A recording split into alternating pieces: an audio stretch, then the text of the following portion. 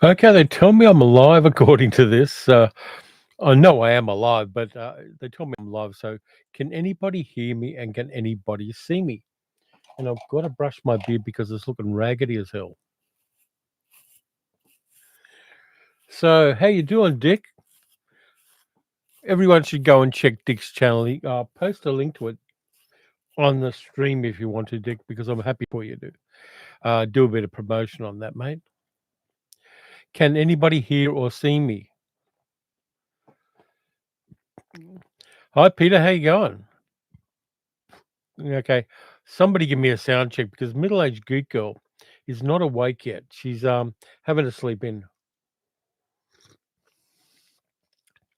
Yeah, we're doing fine.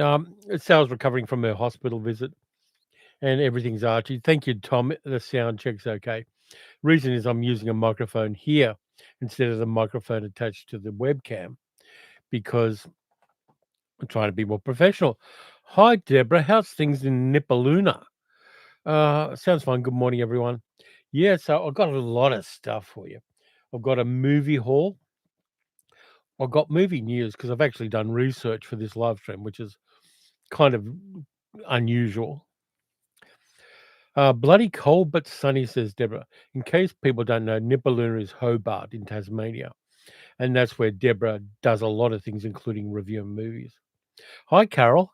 How's things going? Um, yeah, so very busy week. Done a lot of things.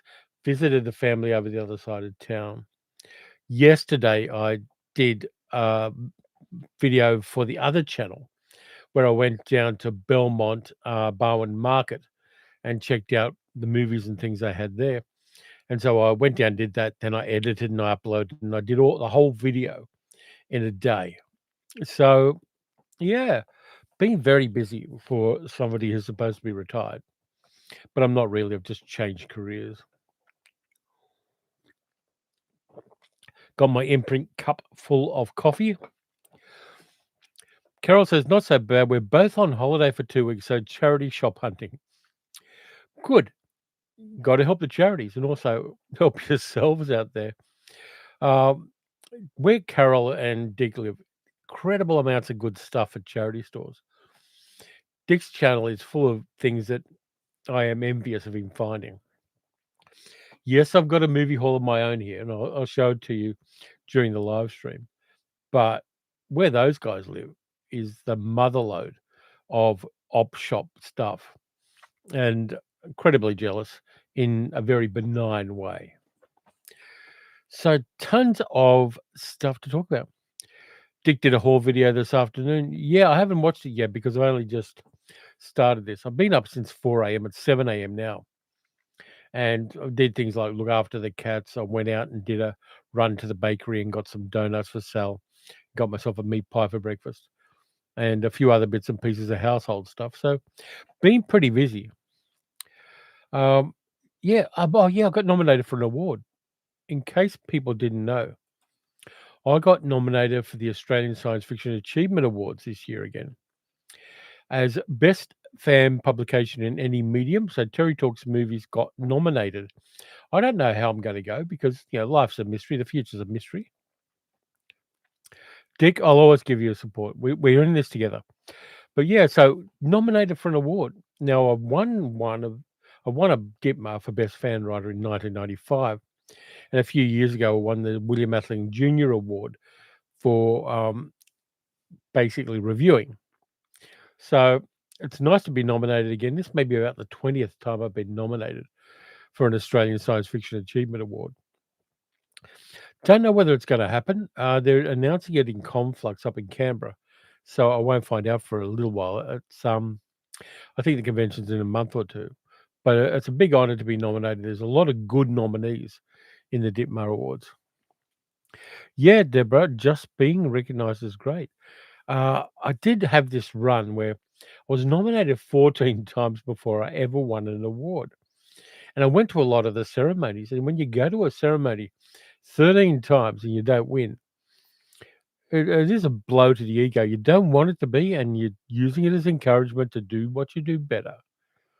But going 13 times and being not a winner in that sense is soul crushing in some ways. But then I won and everything was okay. Thank you, Carol. Thank you, Tom.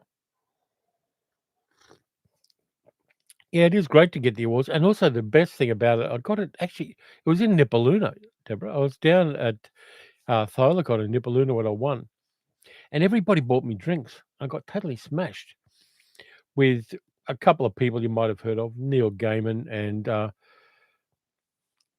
Kim Stanley Robinson. We're all in the bar getting smashed together. One of those two now is we found out is not a good person, but it is what it is. How you doing, Lee? Yucky dub, my friend. Yeah, so nominated for an award. Uh,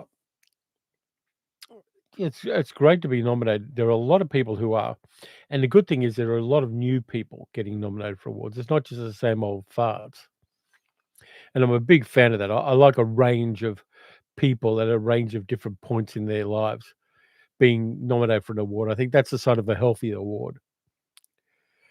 Hi, Peter. Good things come to those who wait, as Granny used to say.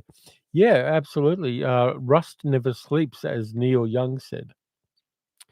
So, yeah, I'm nominated for an award. Very happy about that. I'll let you know if I win. If I don't, I may not let you know. We'll just see how that goes. But yesterday's haul was fun. I'll talk about that when I talk about the haul I've got, because there are some interesting aspects to the market I went to and the way capitalism is evolving where it comes to physical media. Hi, Damien. How you doing? Damien's in Perth, so you're in Perth or Collie at the moment, but it is crazy shitty early for Damien. It's like 7 minutes past 5 in the morning. Dick says, love the last travel video. Could spot lots of comic books and science fiction stuff there. Yeah, there were a lot of things there. And the market was kind of empty because it was rainy. And so the outdoor stalls just didn't turn up, which is very smart because it pissed down rain after I went to the market. But when the weather's better, I'm going to go down there and I'll probably spend way too much money. And I'm on a very tight budget at the moment because of the camera replacement. But yeah, it was good fun to go down there. Good fun to just go for a drive early on a Sunday morning when there's bugger all traffic on the highway down to Geelong. Is a great time to drive. Lee says, you got smashed with KSR. That's amazing. I think that even beats my friend's story about sharing a split with Tony Todd. No, Kim is such a gent. Stan, people call him. Stan is such a gent and such a lovely person. And I've bought all of his books since then. Ministry for the Future is a fantastic science fiction novel. But yeah, nominated for the award, went down to the market, had a good time. Deborah says, sounds like a typical Nippanuna night out. Neil used to come down here a lot back in the day. It's been hard to deal with all the recent stuff. So many of us feel betrayed by him. Yeah, none more than the women he was egregiously nasty to. But yeah, it was really great. We were in Hadley's Hotel, which is a really old hotel for those who don't know in Hobart. And it's where Amundsen stayed when he came back from his Antarctic expedition. And I stayed in a room where Roald Amundsen stayed there. Beautiful old hotel. Really love it. Carol says, do you guys have house insurance in Oz? Can you make a claim in the camera for that? Probably not. It's a lot of hoops to jump through. What I can probably do is when I've saved up the money, I can probably pay out about $300 or $400 to get it repaired because it's just the screen that needs repairing on that camera. And so it'll be worth it once I pay off the other camera to put that one in for repair. So I've got a backup because the little Osmo Pocket cameras are fantastic for what I do. They're great if I'm just putting them on a tripod and doing face to camera. I'm not doing it at the moment. I'm actually using a different camera for the live stream.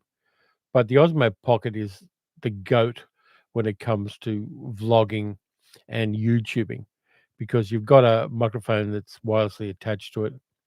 It's just very convenient. Hi, Dean. How's things in California? The with Socialist Republic of California, where Gavin Newsom is stealing Donald Trump's play lunch every day. Thanks, Damien. Lee says, I love the Mars trilogy, but Escape from Kathmandu is a great collection. I think Stan does incredible things. Um, he's better than anybody I know at doing utopian science fiction. Just an incredible polymath and an incredible writer and a very nice man. Dick says, I love the imprint mug. Yeah, imprint sent this one to me.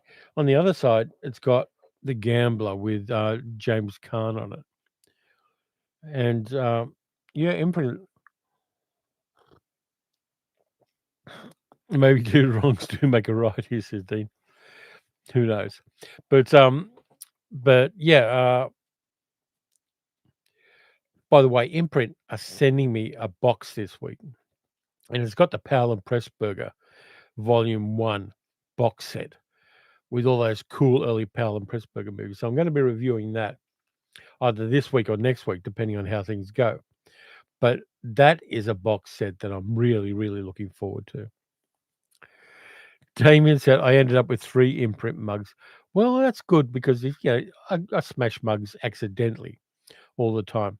I'm worse with little espresso cups, but mugs I do smash. So when people give me mugs, we just go, okay, well, that old one's cracked. I'll chuck out the old one and we'll get the new one going. I use mugs less than a lot of other people do because most of the coffee I drink is in little Demitas espresso cups. And so the mugs I only tend to use for herb teas or, in this case, a Japanese pour-over tea. Coffee, sorry. Deborah says, Powell and Pressburger drooling. Incredible box set. And anybody who doesn't love Powell and Pressburger movies is just not a movie buff. Carol says, I'm not allowed glasses or cups as I drop them bloody numb fingers. Not cool. Maybe you get those double-handled ones.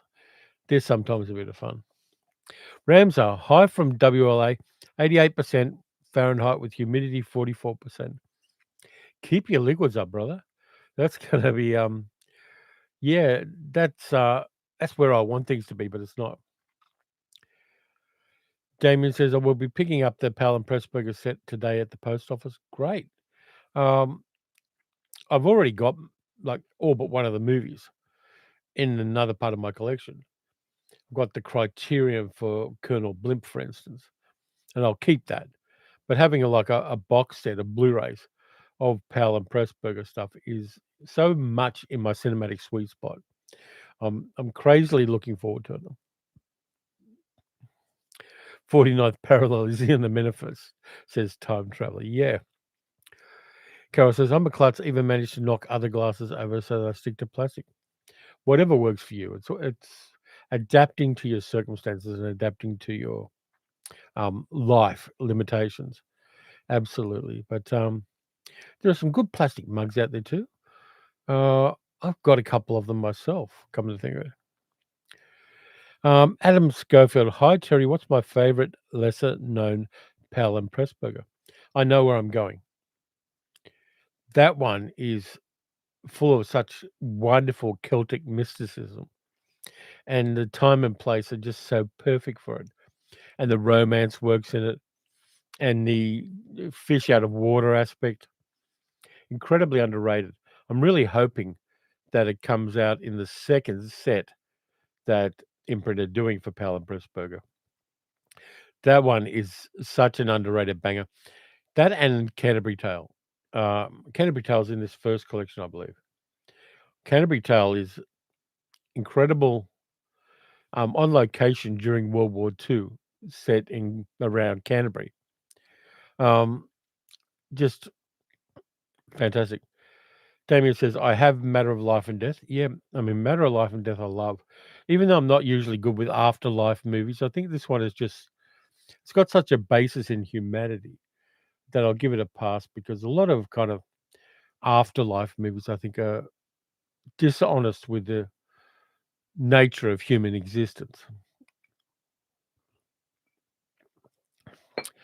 Dean says, film question. I rewatched On the Beach in Chibi.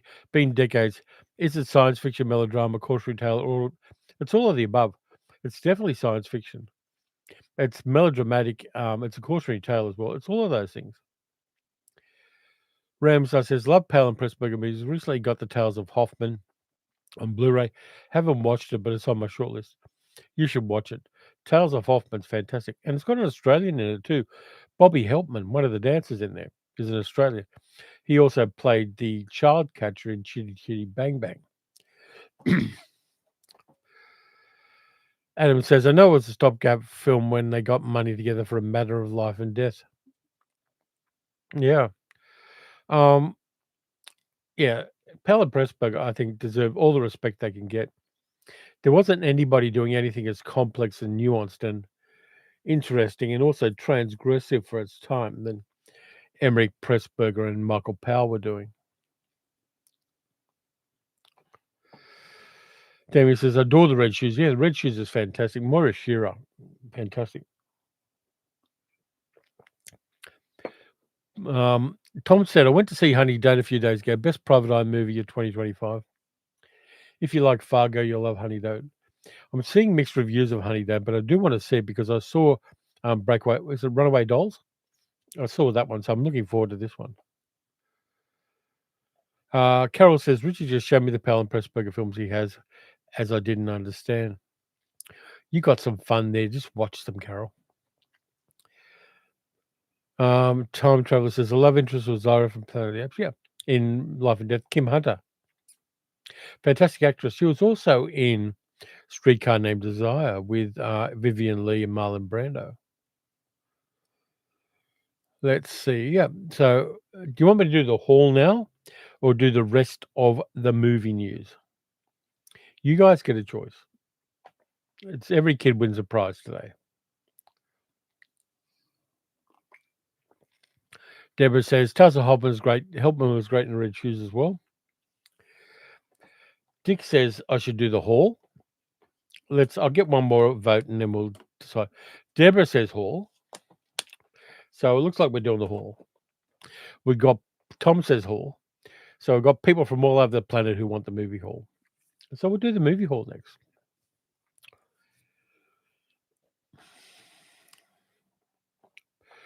Peter says haul notes. I prefer Garfunkel notes, but we'll go. I went to CEX. CEX is a store that sells used secondhand games and computer gear and Blu-rays and DVDs. Dean says, how's Mag doing at Luna? Both doing well. Sal's sleeping currently. She had a late night. She may turn up for the later part of the live stream. She may not. Either way, I'll pass on your good wishes. Yes, I went to CEX, which is in the UK as well. But they've opened up here, and every time we go and visit the Outlaws, I go over to Knox Shopping Centre, and they've got a CEX there. And I picked up this because it's a bad movie, but I got it for like $10 on 4K. Picked up, and I got it because I've got Morbius on 4K as well. I picked up Madam Web on 4K for $10. And any 4K you can get for $10 is a cheap deal. So I picked that up at CEX, and I picked up two other things as well. And I'll just get them in the order. Bad movie. Carol says, I've seen a lot of films. I just didn't know they were Powell and Pressburger. It's a very niche movie buff thing to go P&P on it. But picked up a couple of more movies. I got one for $5 and one for $3. And this is the one I got for $5. The sequel to Triple X with Vin Diesel in it, Return of Xander Cage, which I got for this one was $5, I think, somewhere around there. I forget exactly, but it was pocket money, and so I got that. It's a double Blu-ray set. Got 2 discs on it. Silly fun, silly action film from 2017. And I hadn't seen it. So I picked it up and watched it. It's what it is. But at that price, it was okay to get it. And Talking is making me cough. David says it's good to pay a cheap price for a movie. The other one I got on spec. It's called Flight 7500, filmed by Takashi Shimizu, who directed The Grudge. Supernatural stuff on a plane. I haven't watched this yet, but I got it for $3. It's English language with an American cast. Is it an American cast? No, it's got Ryan Quanten, so Australian and American cast. So I picked that up on spec. I haven't watched it yet. And Deborah says, yeah, Madam Web is pretty awful. Yeah, it's definitely pretty awful. But on the other hand, I got it so crazily cheap that I have no problem at all just replacing the copy I've got with that and passing on the copy I've got to someone else. But I fully acknowledge that Madam Web is a piece of shit, but I got it out of circulation. This one I got for like, I got it the previous time I went to CX. I got it for like, I think about $7 or $8. And I'm kind of happy with this one. How the West was won in Cinerama. It's got both versions of it. It's got the widescreen version and it's got the smile box version with the curved bits on the side. Um, I'm collecting Cinerama movies. I've only got one other Cinerama movie, which is Wonderful World of the Brothers Grimm. But I want to get more Cinerama movies when the budget allows, because great stuff. So we've got two of them. We've got the Smile Box edition, which is the widescreen one, and we've got the standard widescreen version. But I'm glad that's in the collection. Incredibly big cast. You can kind of see them there. Who's in the cast? Carol Baker, Lee J. Cobb, Henry Fonda, Carolyn Jones, Carl Malden, Gregory Peck, George Peppard, Robert Preston, Debbie Reynolds, James Stewart, Eli Wallach, some guy called John Wayne, Richard Widmark, Spencer Tracy. Fantastic stuff. I'm so happy I got it so cheaply as well. Ramsay said, I've yet to watch a Canterbury Tale, A Matter of Life and Death, and Tales of Hoffman. Love that Scorsese documentary, Made in England, the films of Powell and Pressburger. Yeah, and Scorsese's got such a personal connection with Michael Powell.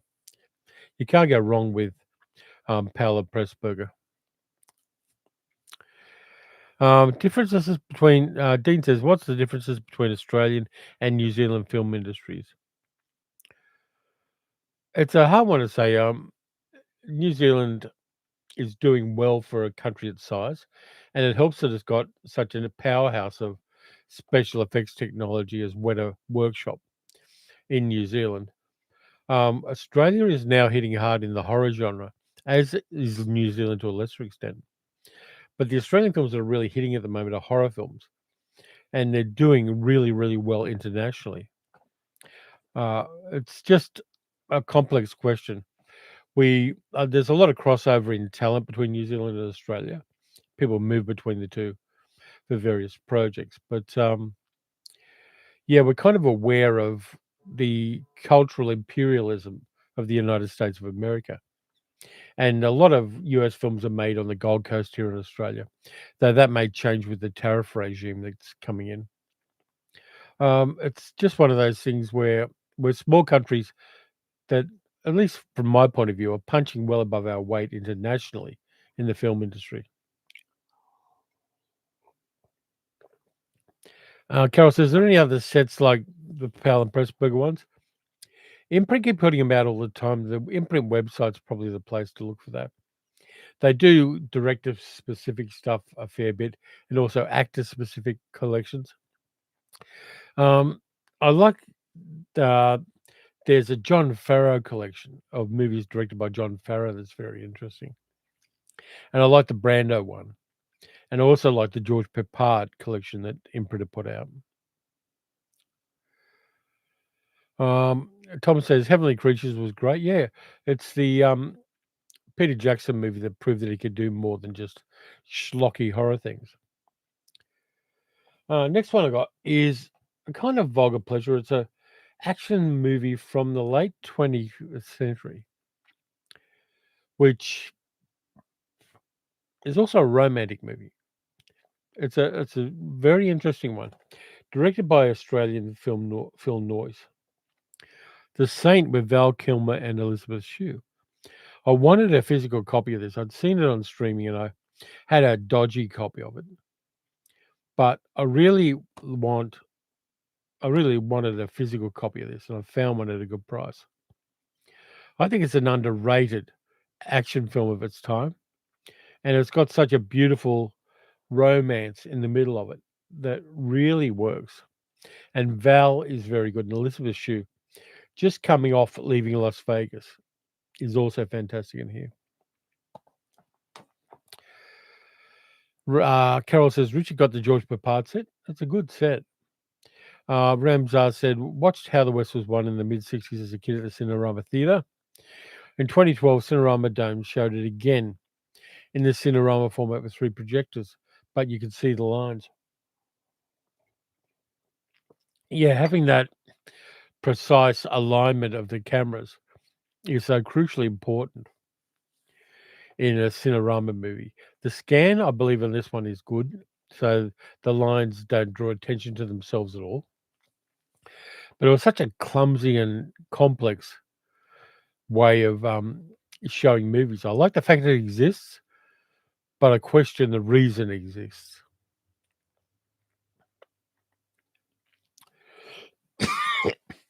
Deborah says about the Australia New Zealand thing. We tend to adopt each other like Sam Neill and Taika Waititi. There's a lot of back and forth across the ditch. Yeah, there is. The Shaky Isles give us a lot of talent, and we give the Shaky Isles a lot of talent.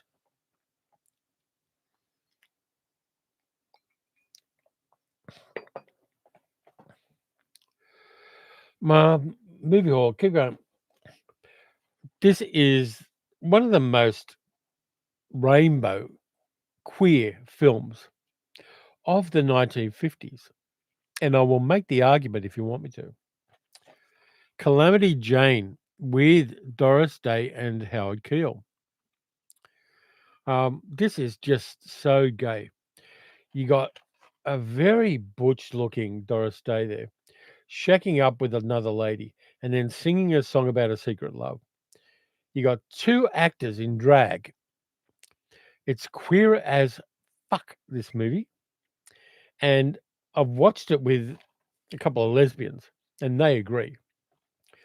Calamity Jane is a queer film. And if you don't think it is, you're kind of wrong. But I love it. So I got it for $2 at an op shop. I didn't have a physical copy of it. I think I had one I burned off a rented DVD at some stage, but I'm kind of phasing those out of the collection. I've only got about 5 of them left, and finding a physical copy of this was interesting. Damien says Calamity Jane's one of Heather's favourite films. Carol says, I like clever films that make you think, but also sometimes complete junk. Yeah, you got to balance it out. Sometimes you want junk food, sometimes you want a slap up meal. Rams, I said, thank goodness for IMAX. My local AMC theatre at the Grove is showing George in IMAX. Also catching along with Caught Stealing. Tom says, Honey Don't's a queer film. Absolutely.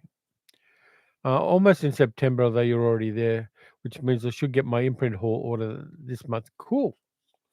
It's always nice when you get those big chunky boxes of stuff from either imprint or Umbrella. I get them both. But Carol says we watched Crimson Pirate the other night. It's great fun. Yeah, it's got Christopher Lee in it as well.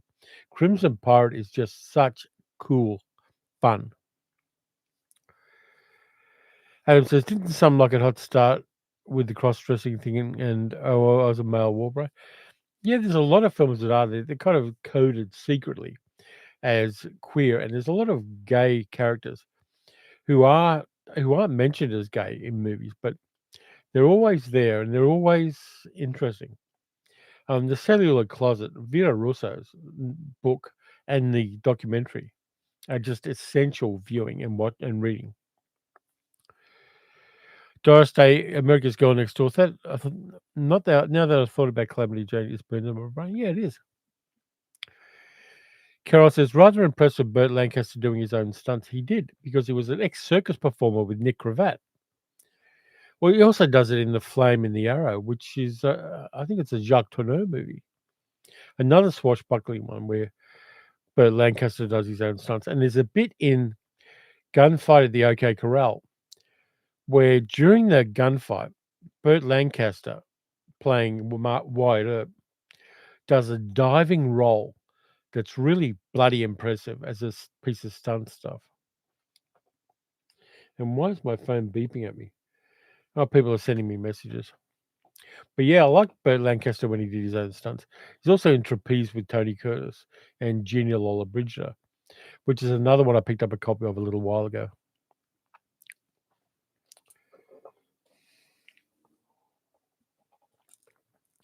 This one I picked up in my local Rotary shop. Screen Gems Collection number 6. But there's only one disc in this, and the disc is Appointment with Venus. The lady at the shop said you can have it cheap because it's only got the one movie in it. But it's a obscure English film that I wanted to see with Glynis Johnson, Kenneth More. So I picked that up regardless of the fact that the other two discs aren't in there. If I find a better copy, I'll keep that. But I got it for $1, so no biggie there. Carol says, well, I have to watch that again. She's talking about Gunfight at the OK Corral. I love The Professionals too. Yeah, there's that cool scene in The Professionals where Burt Lancaster's got the dynamite that's just dripping, and it's very dangerous with the nitroglycerin in it. And he runs his finger along it and gets some of the explosive on his finger, and just flicks it against the wall. And it goes bang. Rams, Park Chan-wook gave us Old Boy and the Handmaid, given us a highly anticipated No Other Choice. Yeah, I want to see that one because Park Chan-wook is just such an interesting director. Peter says, Palace Nova did a Jaws 50th anniversary screening here. It was excellent. Damien says, Appointment with Venus is great. It's about the cow. Cool. I look forward to that one because it's that kind of thing where at that price, if it looks kind of intriguing, you got to take a chance on it. Damien has a book of Appointment with Venus. I've got so many movie adaptation books over there. I'm going to have to thin them out at some stage, unfortunately. This one I got at the same Rotary op shop, which is the closest op shop to my house, come to think of it. Didn't have a copy of Sons of Katie Elder with John Wayne and Dean Martin. The team from Rio Bravo is back. Not a fantastic Western, but not a bad Western. Who else is in this? Martha Heyer, Earl Holliman, Jeremy Slate. Earl Holliman's one of the great unsung queer actors too.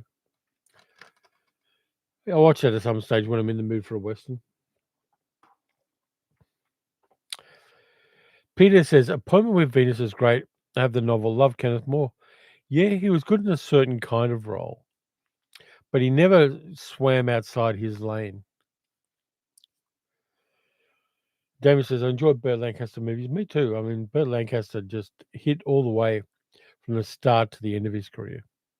Fantastic actor. This one I like, even though it's got a nun in it. I'm not a big nun movie guy. Am I looking forward to any upcoming fall movies? Fall isn't until the middle, April next year. So I'm not looking forward to anything in April next year, Dean. Heaven knows Mr. Allison with Deborah Carr and Robert Mitchum, who play off each other beautifully. Good World War II movie, a lot of fun. Would have been happier if the nun had shacked up with him, but that's just me. Fantastic little war film. Let's see. And the other one I got is a Kevin Smith rarity, which I don't remember not mining. Yeah, Mitchum's fantastic. Kurt typecast as a nun again. Yep. Dean says fall here in the northern hemisphere. Yeah, but we're looking forward to spring. There's a lot of upcoming movies. I want to see Yorgos Lanthimos' movie. What is it? Begonia. I want to see Begonia. Is the one I'm really looking forward to at the moment. Chasing Amy, I got a copy of. Not many copies of this around. It's a little bit of a rarity now. But I remember not minding it, even though there is some slightly dodgy sexual politics with the queerness of the main character. But I don't mind that, and I wanted a copy of it. And again, it's one I got for $1. Is it in the right aspect ratio? Tell me it's in the aspect ratio. Widescreen, good. A lot of movies of this vintage that were put out were put in pan and scan. So I'm a little bit wary of them now. But picked up Chasing Amy for $1, which is cool. Ramsdale loves Heaven Knows Mrs. Allison, yeah. I remember enjoying it as well. And I always find Nun's slightly creepy. Damien hates pan and scan as well. A number of times I picked up secondhand movies at op shops and got them home only to find they were pan and scan. That just pisses me off every single time.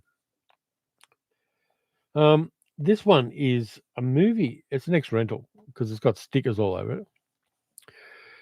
Dalek El Arabia says Tusk is a great Kevin Smith movie. I like Tusk. I like Tusk because it's so wonderfully bad and icky body horror. Tusk, I've got a lot of time for. And if you don't know the basic concept of Tusk, it's a guy who's kidnapped by a mad scientist, played by Michael Parks, who gets transformed into a human walrus. Does Quiet as a Nun mean anything to you? No, I haven't seen it, Adam.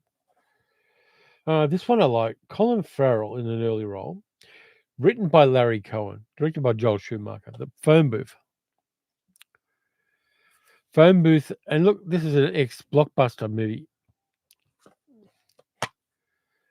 Blockbuster in Braybrook it's from. I remember liking this movie. And the movie set predominantly in a phone booth is kind of cool. But I'm glad I got a copy of Phone Booth because it's a movie I like. And I don't think anyone's going to be putting it out on Blu-ray here in Australia in the near future. Deborah wants to see Begonia. Yeah, Begonia looks interesting. Heaven Knows Mr. Allison was the top 10 films when it first showed on Australian TV. Yeah, it's fun. Watched an excellent documentary, Ramsay says Wick is Pain, in which all aspects of filmmaking using the John Wick franchise. I must see.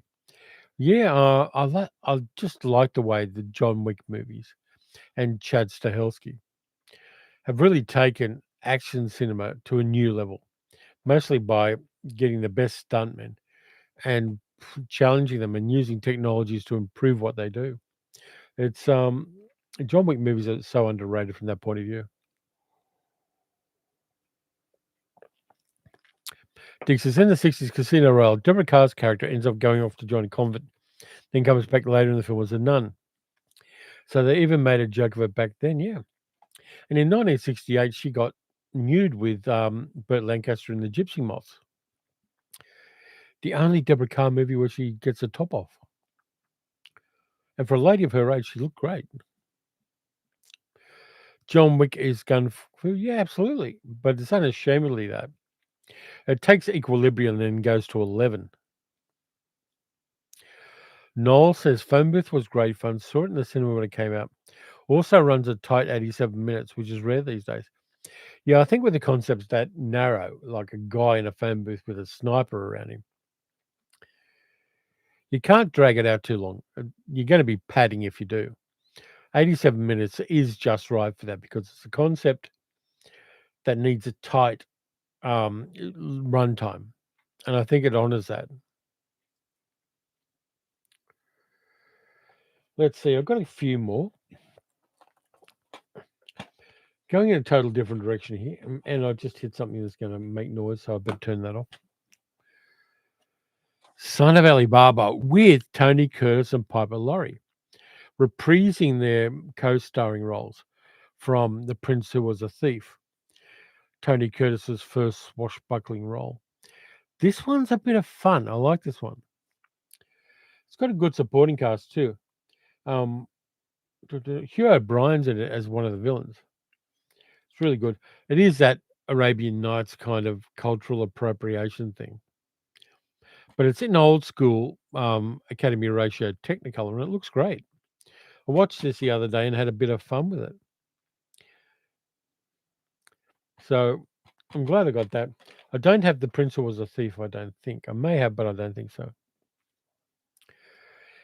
Deborah's looking forward to Del Toro's Frankenstein in November. Me too.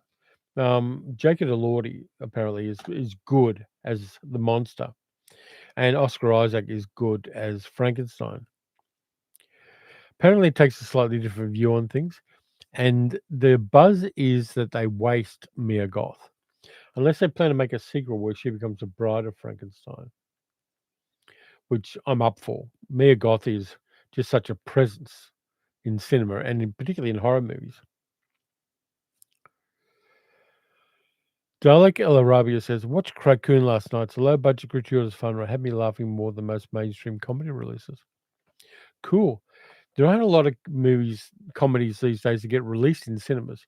A lot of them on streaming, but not in cinemas. The economics seem to have shifted away from movies being shown in cinemas if they're a certain genre, which is a pity because there are some good comedies coming out, but they're just not getting the love.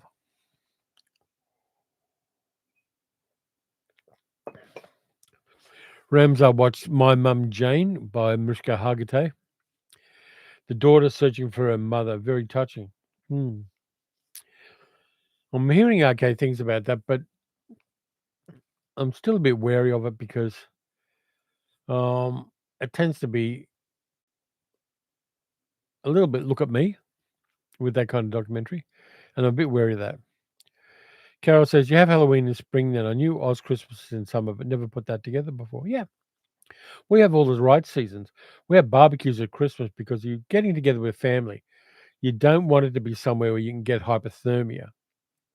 You want to have barbecues and prawns, and you want to go to the beach, and you want to hang out, and you want the kids picking the skin off each other after they get sunburned. All the good things of Christmas. Damien's got Son of Ali Baba and his Tony Curtis set from Shock. Take a 68 said, watch The Lynn of the Desert yesterday with aka A.M.A. Mukhtar with Anthony Quinn and Rod Steiger as Mussolini. I haven't seen that one. Lion of the Desert. Okay. Haven't seen that one. But it's Anthony Quinn played everything except a Mexican Irishman, which is what he was. But yeah, Anthony Quinn's got the best line in Lawrence of Arabia. I am a river to my people. That is the best line in Lawrence of Arabia, bar none. Deborah watched Eddington in the cinema yesterday, and it's a pretty mess. Joaquin Phoenix is brilliant. I want to see Eddington. I don't know if I'm going to be able to see it before it comes out on streaming, but I do want to see it. Damien says Lion of the Desert is on Tubi. Thanks for that, Damien. I'll check it out, along with all the 50,000 other things I've got to check out. Two more things I've got in the hall, and I got them yesterday. For those of you who've seen my yesterday video on the Travel Channel, I found something that's a bit old school these days, which is pirate videos at a treasure market. There's a very well organized Chinese guy who had a ton of pirate DVDs on a big, enormous table, biggest table at the market, under an awning. He was very well organized, had a big van, he had a big awning and a big canopy over his table. And he's flogging shrink-wrapped pirate DVDs of movies. And the thing he's doing most of is Disney stuff, Disney series, Disney movies, Marvel movies, all that stuff, because there's a market gap here in Australia. And the market gap is Disney are no longer releasing physical media of new releases in Australia. I mean, they did that for their own reason, cutting their own throat as far as I'm concerned. But that means that the pirate industry is really hitting hard because there's a market gap they can fill and make their bucks on it. I'm not approving of it at all. I'm not saying it's right. I am saying fuck Disney. But um, this guy had tables full of stuff. He had Thunderbolts. He had all sorts of things. If I go and buy a copy of Thunderbolts on Amazon, it's going to cost me $60 Australian. If I pay $10 Australian for a very fine pirate version of it, that's tempting. So I got two things from the guy. I did that. Yes, I am supporting piracy. Yes, I am ripping Disney off. I'll be honest about that in this case. This is a Disney series that they dumped onto another streaming service because they didn't like it. But it's kind of cool. Nautilus, the complete first season. The story of Captain Nemo when he was young and how he got the Nautilus. It was filmed in Australia, partly Australian cast. Shazad Latif is playing Nemo. And is that breaking or?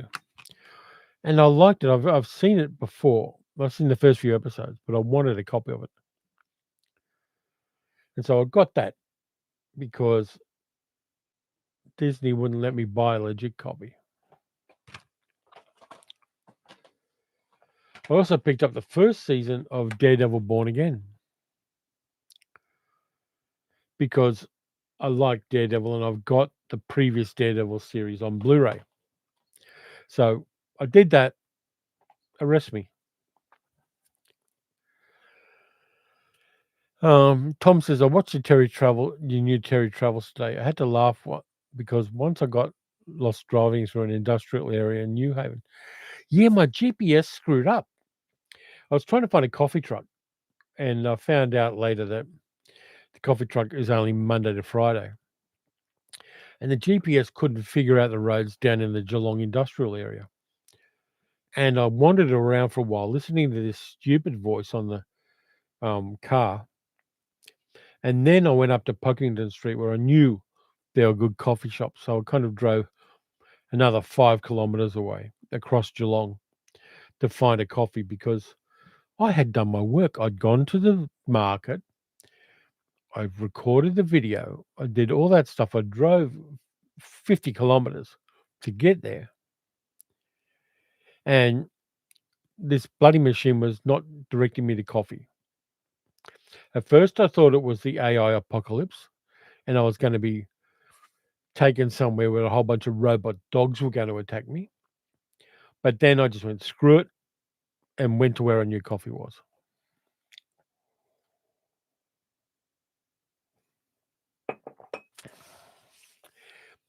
Deborah says, I'm not sure if I feel bad about ripping off Disney. To be honest with you, Deborah, I don't feel bad about it. Taker 68, I hear you can buy Chinese DVDs which release all the hard stuff not available elsewhere, even streaming shows. Yeah, I think that's where they came from. They were incredibly well packaged. The reproduction of the media itself is good. The menus on the videos are basic but serviceable. But yeah, that is definitely a market that's there. And physical media buffs in a place like Australia where we can't get them any reasonable cost any other way. And we're paying a premium as well. We're paying postage. We're also paying a higher price than Americans would pay for the same media if we are to buy them legitimately from a Amazon or from some other online store. We're paying way above the odds to get them. And that's why people will use a pirate service to get copies of physical media they want to have, where the price is reasonable and where legit access easy to attain. people would pay for them. Damien says Disney would lose out. Absolutely.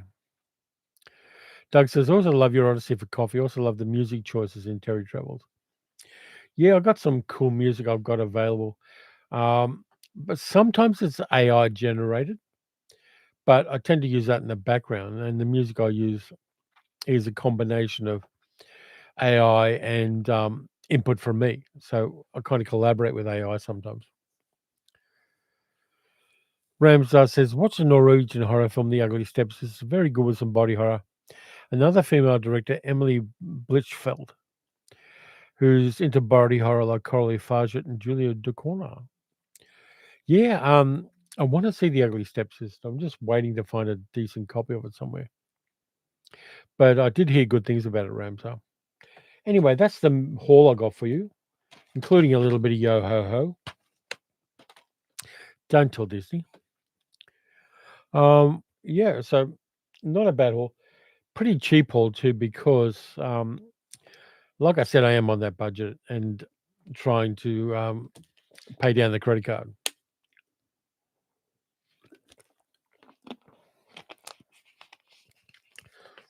And I've run out of coffee. Oh no, it's empty.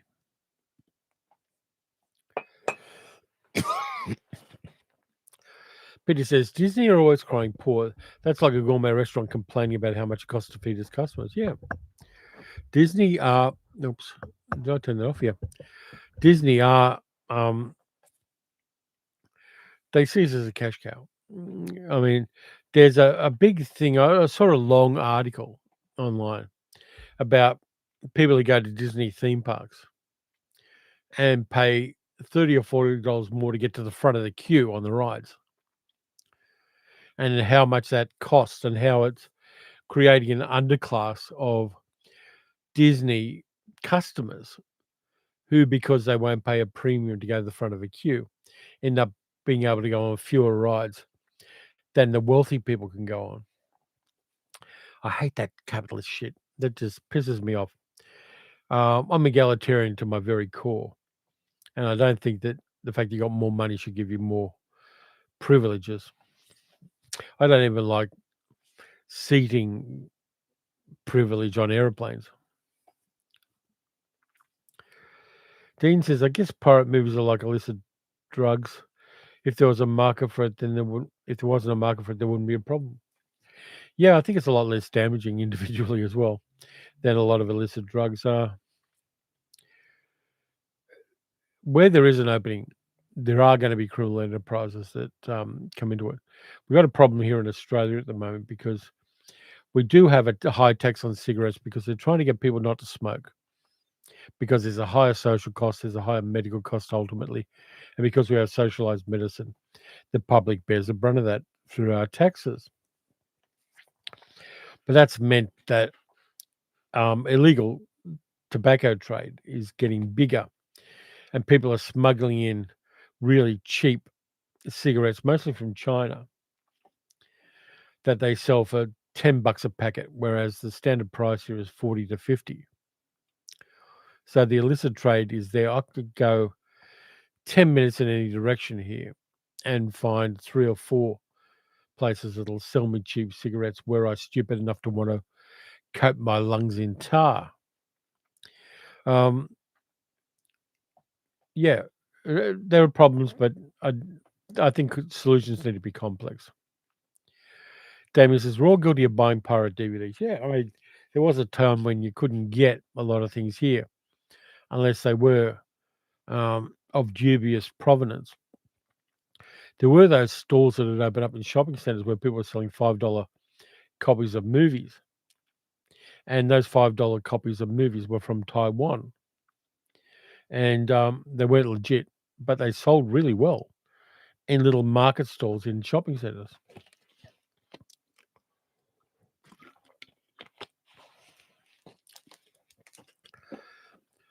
Ramsay said, watch the originals and the 2025 sequels for 3 franchises. The originals are all better, but all were entertaining. Naked Gun, Freaky Friday, and Nobody. I want to see Nobody too.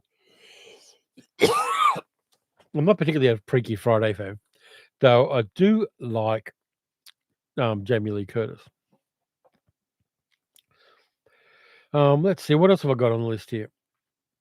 I've actually got a couple of tabs that I've saved, especially for the live stream because I'm just so cool like that. New Toxic Avenger movie, the one with Dinklage in it. It's got a non-profit partnership as a part of their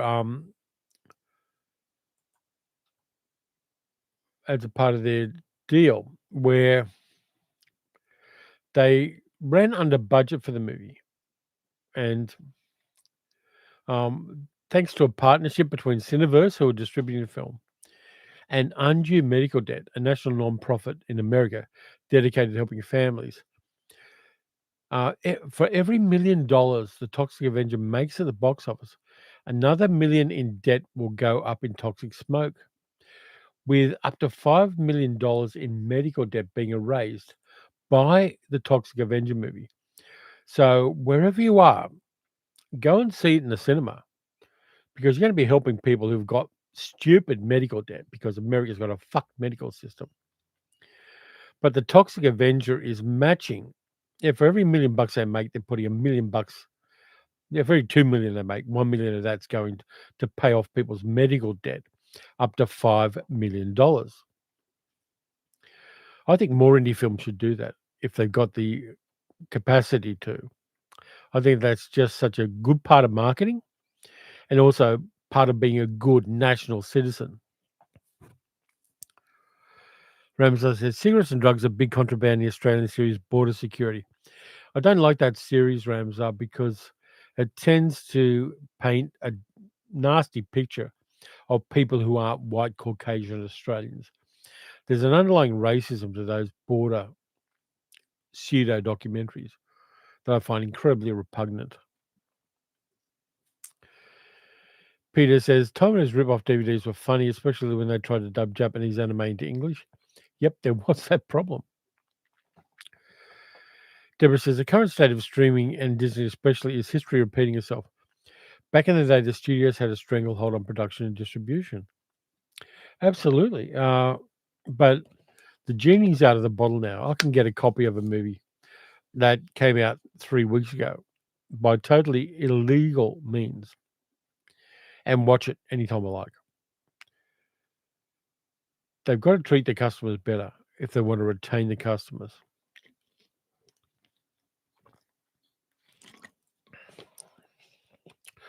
Yeah, that Toxic Avenger idea is fantastic. I just love that new people are coming into the industry and thinking outside the box as far as even the basic models of um, how to make a movie and what to do with the money and all that kind of stuff. Uh, Primitive War making a movie that is reasonably comparable to a Jurassic World movie, but making it on an $8 million budget.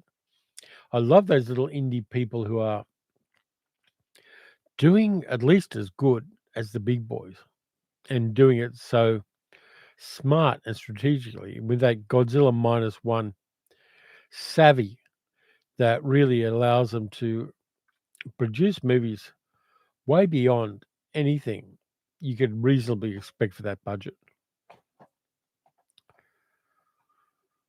So yeah, let me just bring up my next tab if I remember how to type.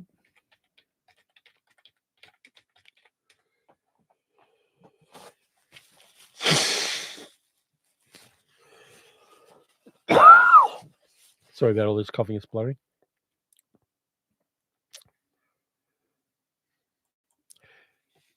Has anybody seen the trailer for the new Nicolas Cage movie, The Carpenter's Son? Because that looks mad. I'll read you the blurb for it. A family hiding in Roman Egypt. The son, known as the boy, doubts bodyguard the carpenter, rebelling with mysterious powers. As he uses his abilities, they face natural and divine horrors. Basically, it's the story of Jesus done as a action horror movie. I'm up for that. I want to see what they do with that. Nicolas Cage is a person who's protecting this kid. Um, and the good thing, of course, is the Bible's in the public domain. You can do anything you like with it, as many, many people do in many, many different circumstances. And the Carpenter's Son looks like it's going to be mad fun, and it's going to piss off all the right people. So I'm looking forward to that. Let's see what just doing. David says, I think all streaming companies don't care about customers, only the bottom line. There are exceptions. Broly cares about its customers a lot, and it feeds them beautifully. Dick says, remember the days going to the video shop around the corner when we lived in Tottenham? As a kid, me and Dad would go to see what new pirates the Greek owner would have in that weekend.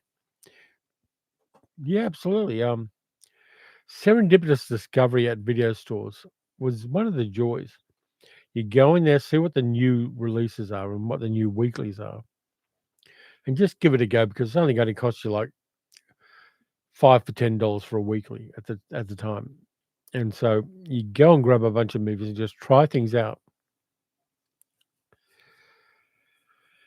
Uh, Tom says, no, but I saw Nicolas Cage in the new Criterion Closet entry on YouTube. I haven't watched that one yet, but I'm looking forward to it. Doug says, I love Nick Cage's movies are so hit and miss, but rarely disappoints. And Damien says, protesters will be lining up against that Nick Cage film. It may just go direct to streaming, in which case, where are they going to line up? Yeah, I'm looking forward to that because it's just such a gonzo concept, and I'm there for that.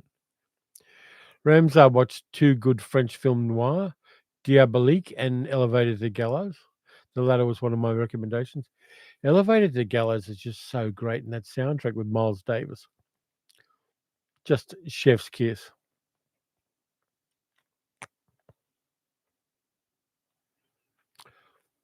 Yeah, just so much good stuff. But I do want to see The Carpenter's Son. There's a new bit of news that came out yesterday, which I found very interesting. Does anybody remember a movie called Walking Tall with Joe Don Baker playing Buford Pusser, a Southern sheriff? Where was he sheriff at? Tennessee. It's the story of him going a little bit rogue. His wife gets killed by a drive-by shooting that was aimed at him, and he gets wounded, and then he goes on a rampage. Joe Don Baker was in it. They made a couple of sequels, one with Bose Fence, and they made a TV series. They made another remake of it with Dwayne Johnson and another one with Kevin Sorbo, all about this Southern sheriff who takes the law into his own hands. I remember seeing the first one with Joe Don Baker in the cinema, and it was terrific. I really enjoyed it. Here's the thing. They've just discovered that that drive-by shooting where his wife got killed and he got wounded, he killed his wife. The guy died in 1972, but they actually looked at the case and exhumed the body of the wife, and she was shot outside the car, but brought into the car for setting it up. So Buford Pusser actually killed his wife, which lets you reinterpret the films in a totally different light. That this guy's a lying piece of shit and who committed one of the worst crimes. Lee says Cage made other top-rated films are complete rubbish. There's no middle ground. Coming from me, where my favorite Cage film was National Treasure. National Treasure is fun. So is the sequel. Doug says Walking Tall was great. I didn't even mind the Rock remake, but the original's best. Absolutely, I agree. Joe Don Baker on a rampage is always fun. Even in Charlie Varick, he's just fantastic. But yeah, the guy killed his wife. Bastard. And then he sold the rights to make movies and cameoed in one of them, I think. What kind of a piece of shit do you have to be? Did he cameo in one? I don't know. But if you look at his Wikipedia page, Tennessee Bureau of Investigation did the right thing and looked at it again and went, this doesn't sound right. And they corrected the record on it. Dick says, saw the alternative version of Army of Darkness on Pirate, and as I was a Sam Raimi fan at the time, asked my dad if he could get Adam, the video store owner, to run me a copy. Can you get video store owners to do that? Because that would have been fun. It was the only way to get it back then. Yeah. There were ways like Video Search of Miami would sell you alternative versions of some movies because the copyright on them was shaky. But yeah, Walking Tall and Buford Pusser, that's really a weirdie. Very, very weird. Let me finish off this bottle of water and I'll get on with the next bit.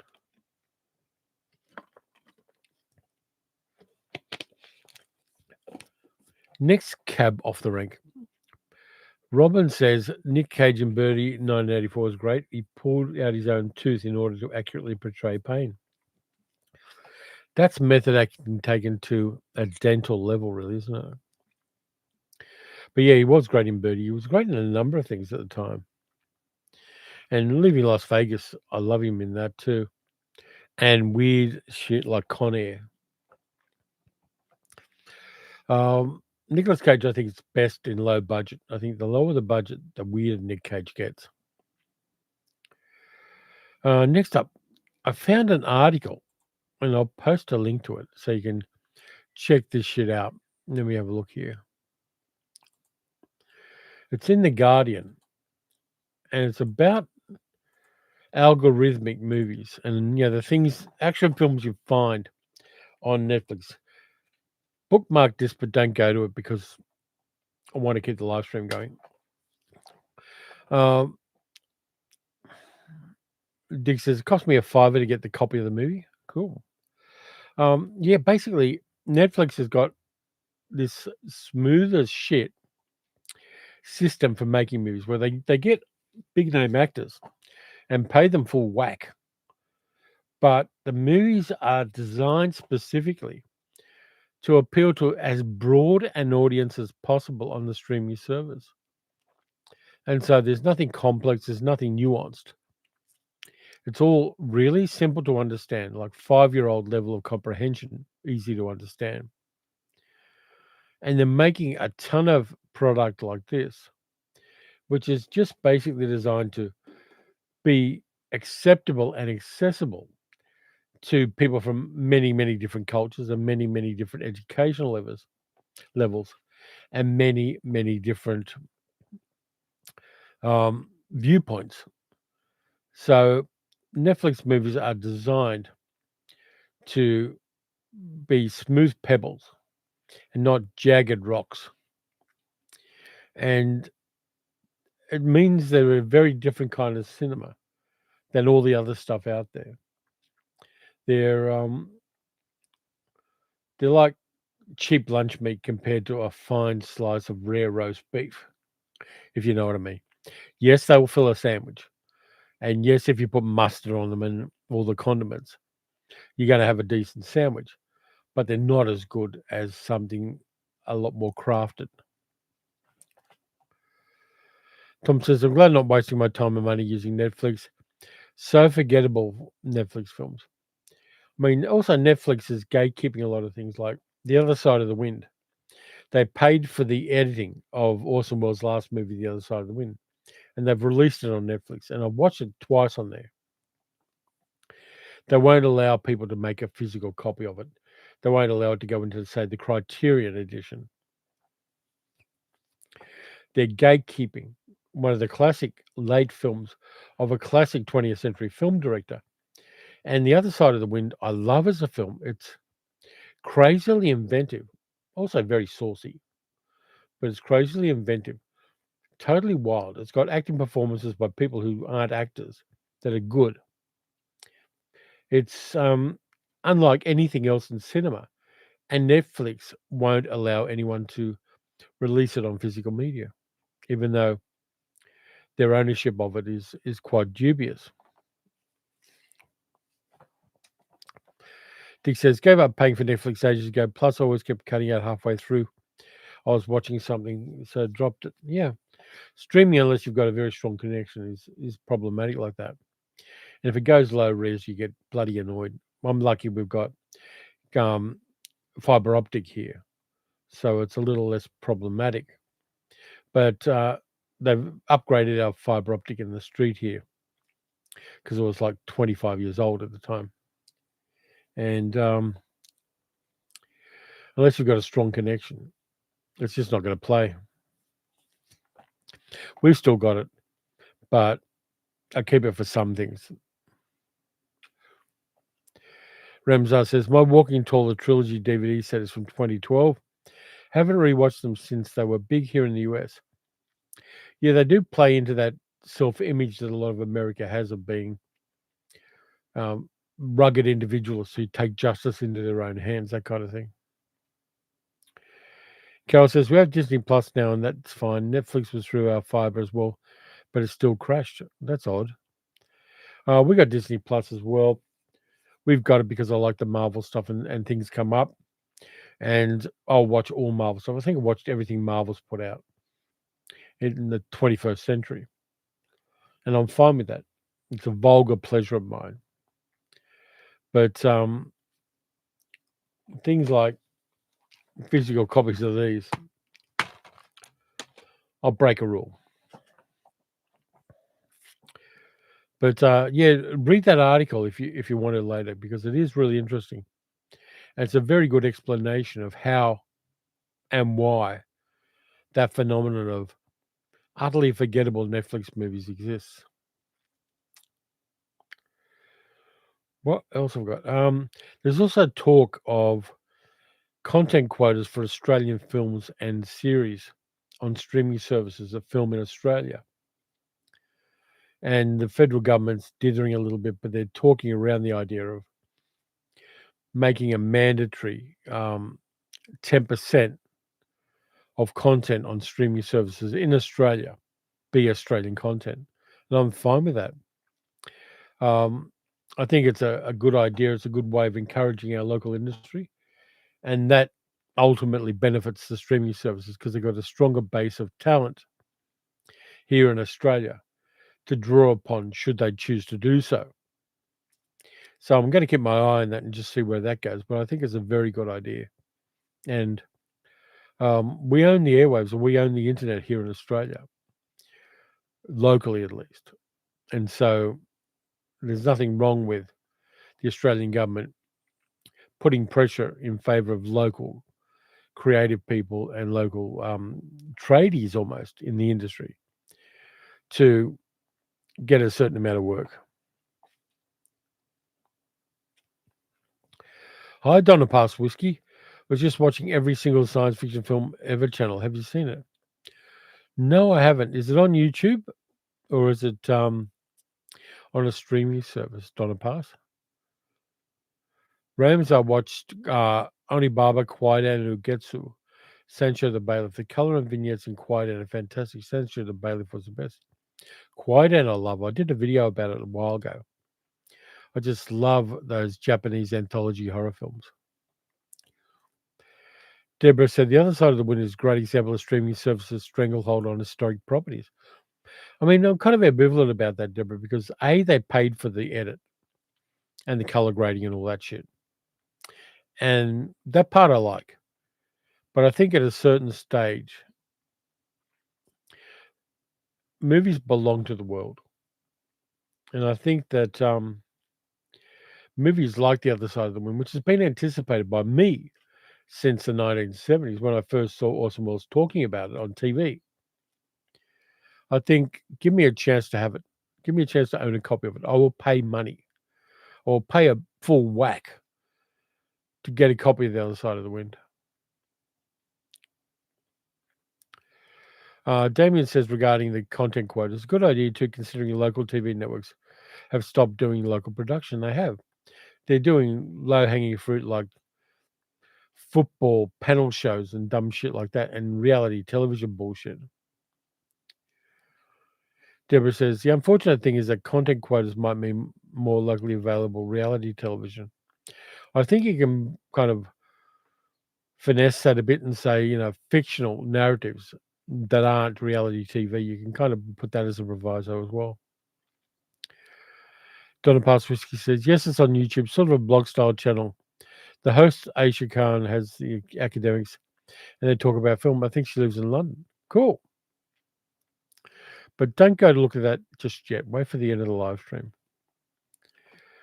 I'm going to anticipate one of my future videos. I'm going to be doing a video of everything I watched in August. And I said I was going to watch 31 art house movies in August. And I didn't. I failed. Yes, Sal was in hospital for 5 days and I had a whole bunch of stuff around that. And my head wasn't in the game as much as it might have been under a less tumultuous month. So I'm going to talk about that in a future video within a week. But I didn't watch 31 art house films in August. And I'm kind of feeling bad about that. I set a target and I didn't quite get there. In fact, I didn't get there by a fair whack. And I watched a lot of trash as well. So look forward to that video. Dick says, same here. Would love a copy of The Other Side of the Wind. I think it was one of the last things I watched on Netflix before we ditched it.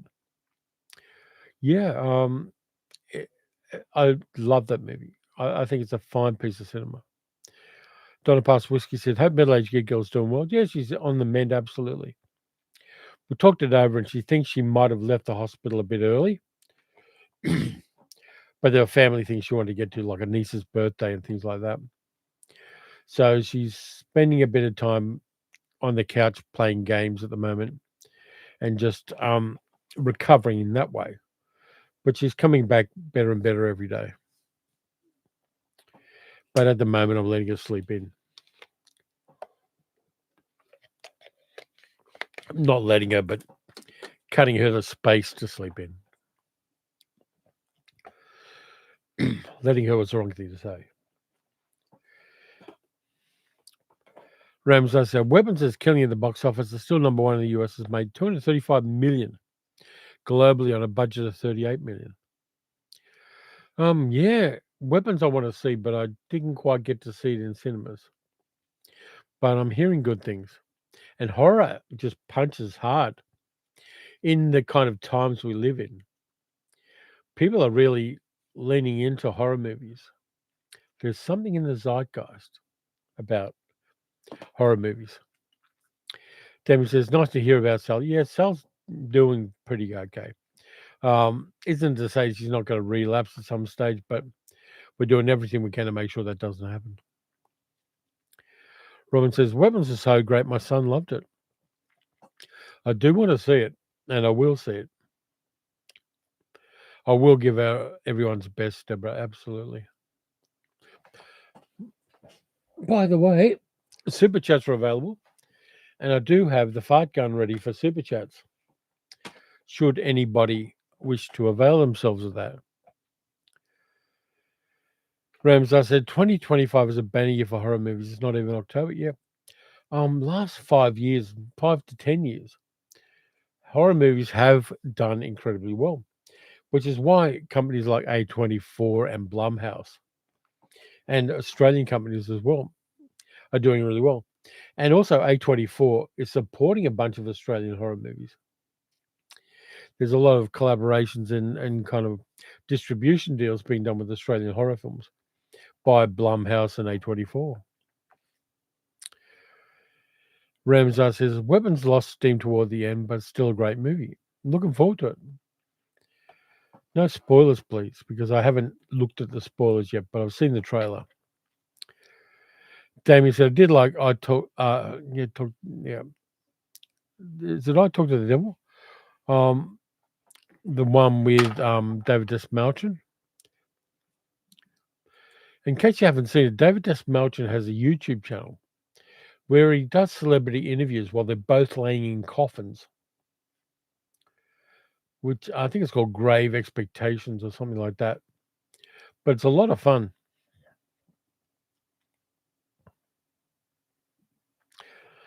And yeah, Desmalchin's a good interviewer.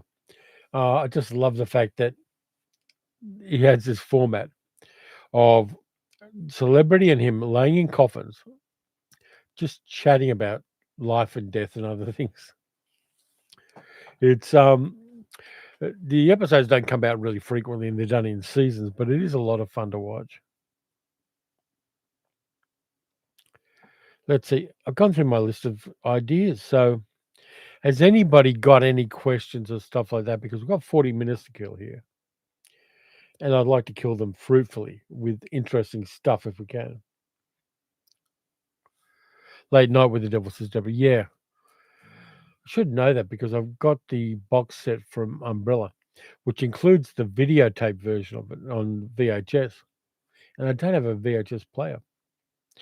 Collector's editions from Umbrella make you buy technology because I've got a couple of those. I've got Terrifier 3 on DVD as well, along with the box set. One of Deborah's friends, music friends, played theremin on Late Night with the Devil. Cool. That came up on my Facebook ads.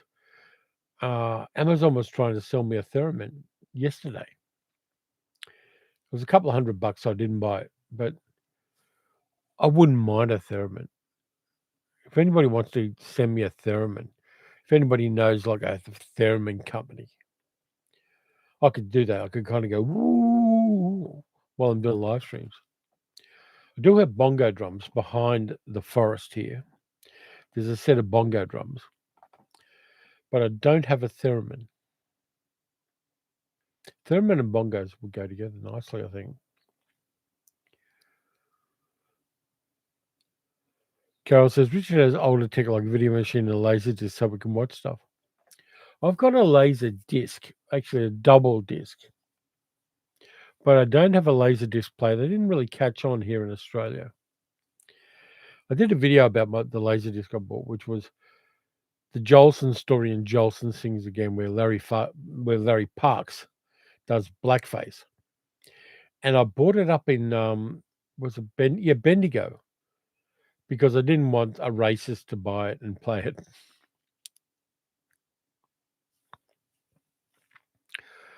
Ramstar says the New Yorker has a great article on A24. How A24 went from indie darling to a 3.5 billion powerhouse. Yeah, the people running A24 are just so canny and smart, and are using online technologies in particular to generate buzz for their product. And I like that. They're stealing the play lunch of the big studios in so many ways. And they're retaining that focus on the film is at the core of things. Whereas for big companies like Disney, that the business model is the thing first. And the movies are just the teeth that chew the cud for the beast. Carol says, I love watching The Shadow on Laserdisc. Very cool. Now I have it on Blu-ray. I like The Shadow. I think it's a great fun. Robin Marks, Canadian $10. Sorry, it's Canadian money. And being Canadian, I'm so proud of Leslie Nielsen. He would bring his whoopee cushion to talk shows and fart. He was a great Canadian hoser. Take off, eh? Thank you, Robin. And you get a triple fart gun here. Yeah.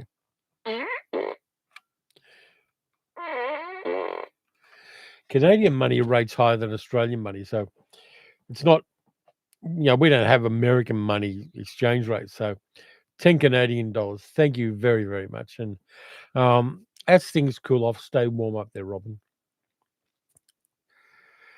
Ramsar says, you need a 5-minute cat intermission in a 2-hour live stream. Yeah, you ever tried to get a cat to cooperate with you? Luna is sitting down here next to the nice warm oil heater, and she's not moving. She's here, she's close by, but she's not going to jump on me on command because she's an agent of chaos. She always has been, and she always will be. Carol says, some kid found the same fart gun in one of the charity stores. Made me think of you. Cool. I love my fart gun. It was a gift from my sister, who sends me weird things very often. And I love Linda. Yes. Did I ever tell you about the first email I ever got from my sister Linda? Let me know if I've told that story. Damien says, I remember Heather and I going to a trade show many years ago where this guy was demoing the Laserdisc player tech. He did say titles were limited. And Carol says, sensible Luna. Yeah, she's down here. She's doing fine. She just likes the sound of my voice and sitting somewhere warm. Um, so, she's here. She's company. I'll let her out later. She can play in the backyard because it's a sunny day outside. And the days are getting brighter earlier, which is great. So I've got a little more natural light on me as well as the ring light I've got up there. But, yeah, Luna is good company. Robin says, tell the email story. I haven't heard it. Okay. This is in the 90s. And I was working for the Commonwealth Employment Service, which a Conservative government lady killed, which was an employment service where people could go in for free. It was government run and find jobs on a board and apply for the jobs. And we would help that process. And emails were part of that. But there was no IT, there was no HR monitoring emails at the stage. It was the Wild West. We'd only just got the internet in any function at all. Tim Berners-Lee was hardly finishing creating the World Wide Web. Very adumbral phase. So my sister, who's like 19 at the time, sends me an email, and attached to the email is a MOV video clip. So I open the MOV video clip, and remember, nobody's monitoring the internet at work. Really early stages. And it's a bit blocky because, this is 1990s video clip. And it looked like a lady was blowing up an inflatable horse. But it wasn't a lady blowing up an inflatable horse. It was a lady making a horse happy and nearly drowning as a consequence. And I was shocked and horrified. And I sent it back going, what the fuck? Because you say fuck then because nobody was monitoring our emails. And now she is a lady in her 50s with a child and a husband. And every now and then a reminder of that email she sent me. And we laugh together because she used to be a naughty teenager. And I always love reminding my dear sister Linda, who I would do anything for, that she sent me an illegal image or illegal video via email when the internet was young. Carol says, Roxy is wandering around. She wants either my sofa seat or bed labs. We all love the sound of your voice, says Dick. Thank you. Deborah says, Kiss and the cat has just reminded me that we need to give her meds and second breakfast. So I'm out of here, friends. Take care and happy spring to all who celebrate. Thanks, Deborah, and thanks for being part of this. And stay warm in Nipaluna. Yeah, so that was my sister, Linda, who is still naughty. The other thing she did to me, and this was much, much later, I went up to Sydney and we had a birthday celebration for me because I had a birthday, which I do about once a year. And she took me on a pub crawl through Newtown in inner city Sydney. And it was great. Peter, fuck, great story. Thank you, Peter. I'll tell the story of my pub crawl later.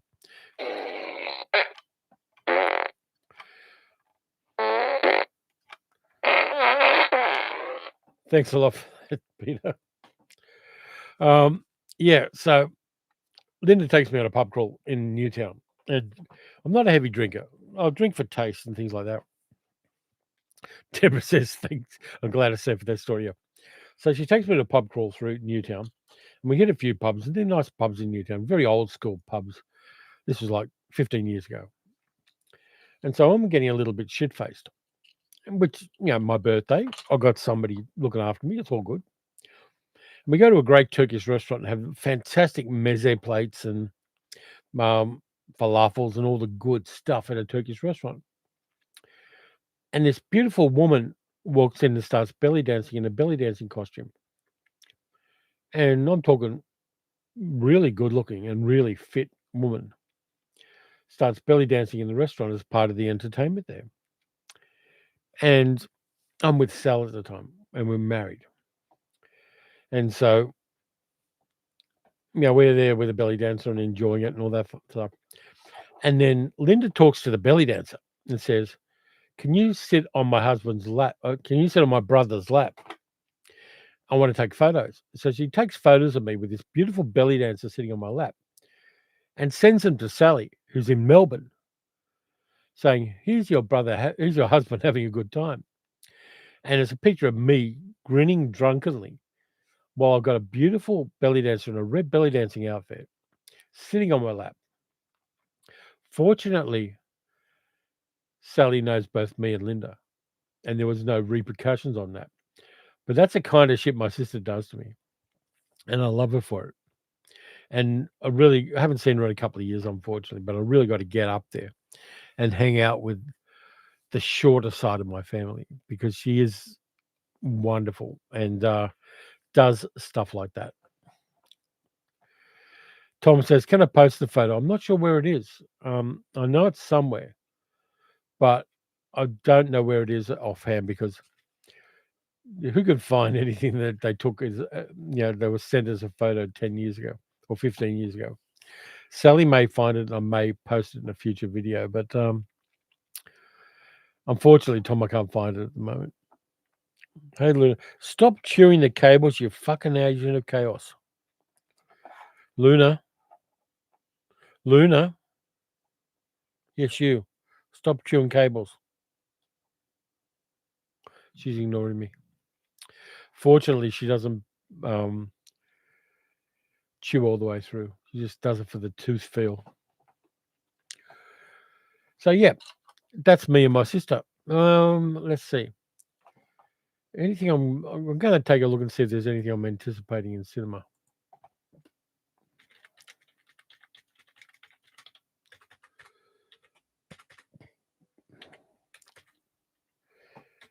Can I spell correctly or not? That's the question. New movies now out in cinemas. Let's have a look at that. I do want to see Toxic Avenger with the Dinklage in it. I want to see that.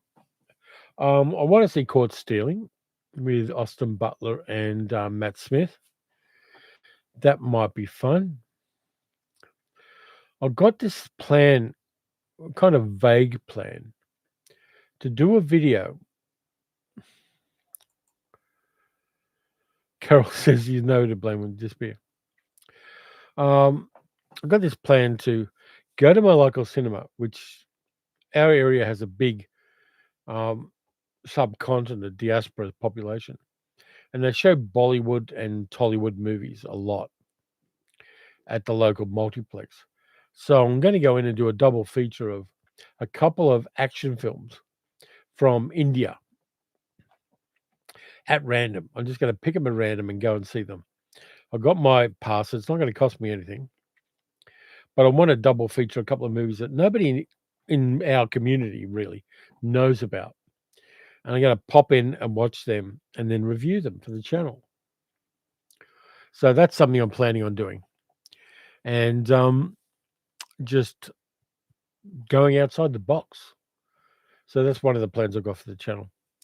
Ramazar said, best 21st century director. My choice will be Christopher Nolan.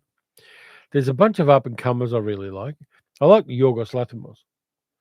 I like him. Also, Coralie Fargett. I've seen 2 of her movies now and I love them. Just best is a hard one to do with directors. Christopher Nolan is good, Ramzo.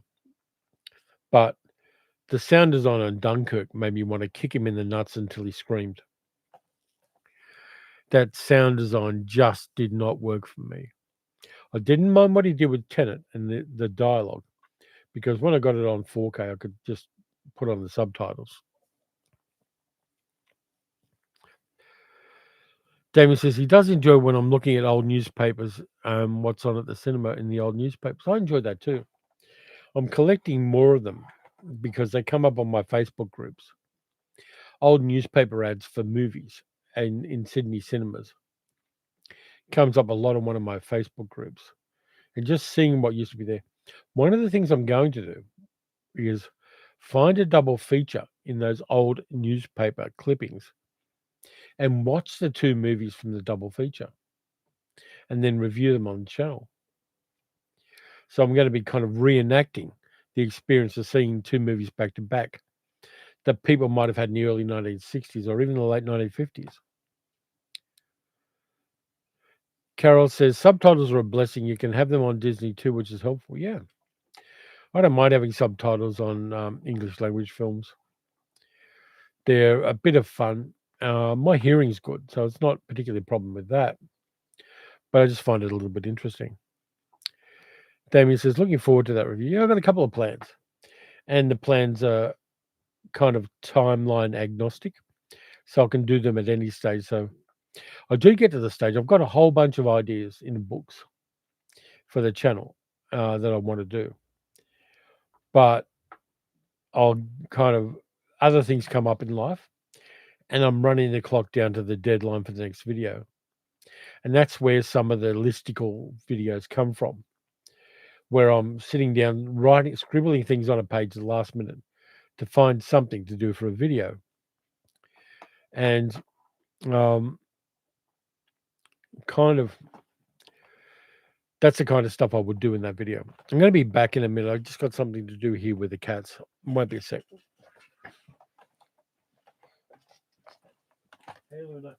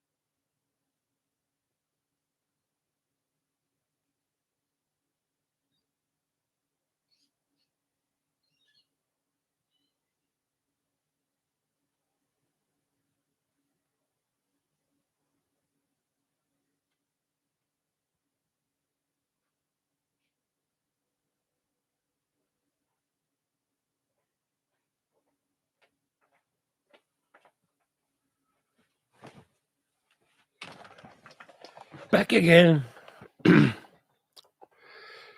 Carol says, my hearing is odd, so struggle a bit with modern films, so subtitles are a must.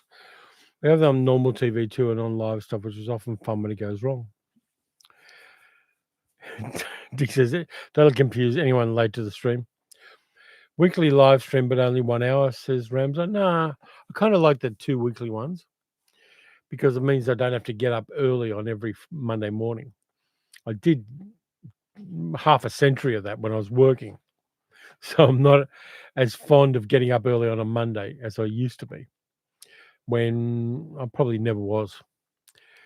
Damon says, when walking my work to Perth City, I remember how many cinemas in the city. Now it only has Rain Square owned by Palace. Yeah.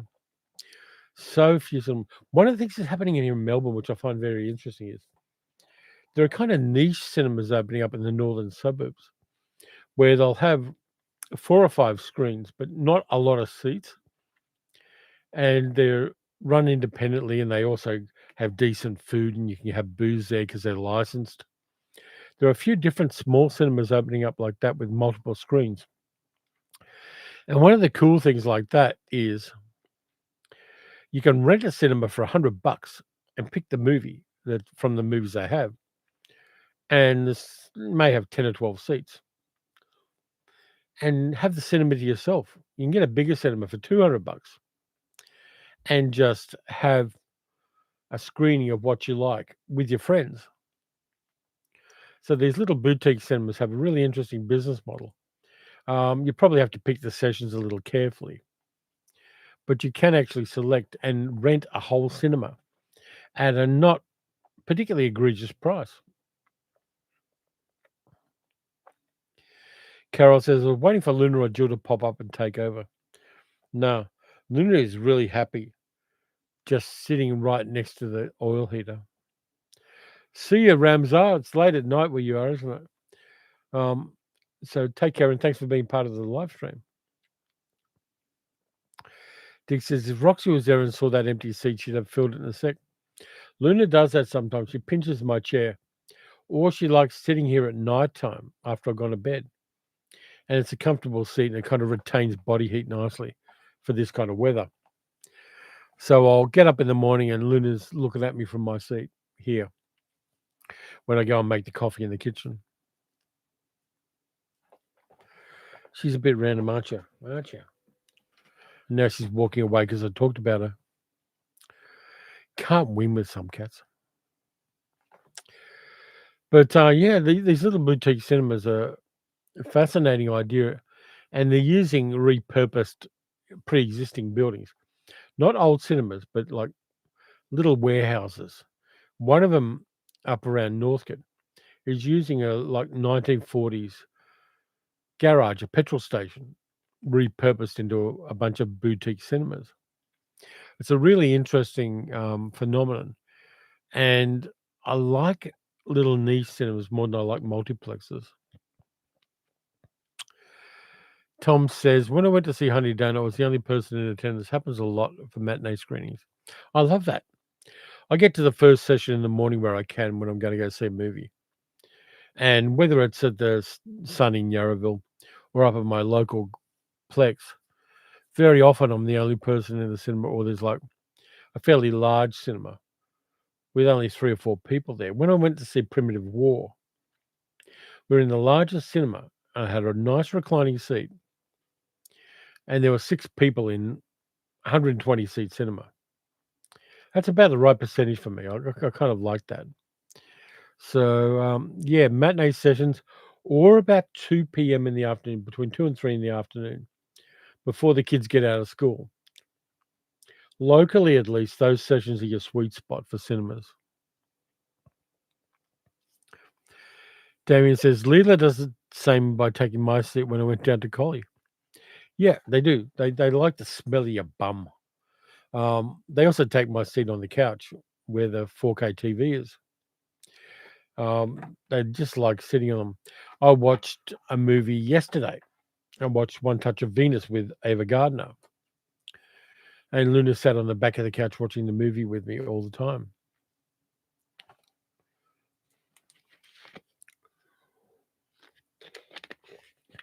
I'm counting One Touch of Venus as an art house film because Kurt Weill did the music for it.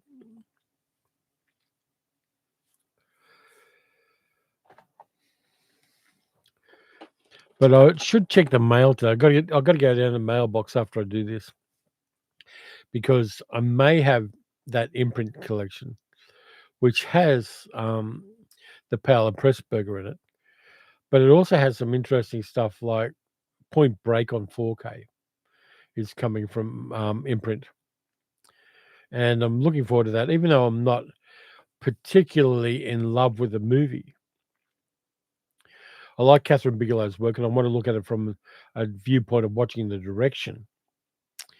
And it's hilariously bad at the end because there's a scene at the end which is supposed to be at Bells Beach in Victoria here, and they filmed it up in Washington State in America, and it looks nothing like Bells Beach looks like.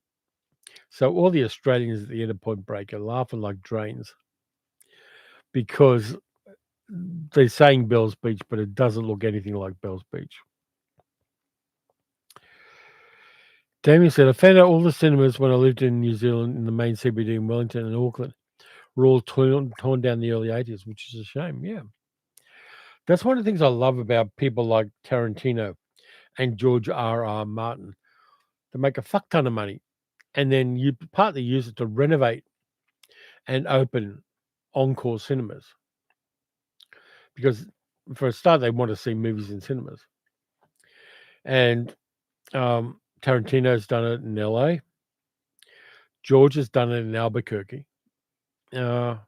Just such a lovely way to say, I've got too much money. What can I do with it that benefits my community and the art that I love? Peter says, Palace Nova is doing private screenings. I was thinking of doing Citizen Kane and the Magnificent Ambersons for my birthday. That sounds like a nice thing, Peter. What a shame we can't get the original version of Magnificent Ambersons. Though there is talk of somebody using computer animatics to recreate Orson Welles' original vision for Magnificent Ambersons. It's the reason I never liked Robert Wise as a director. He was the cutter on the butchered version of Magnificent Ambersons. And I've never forgiven him.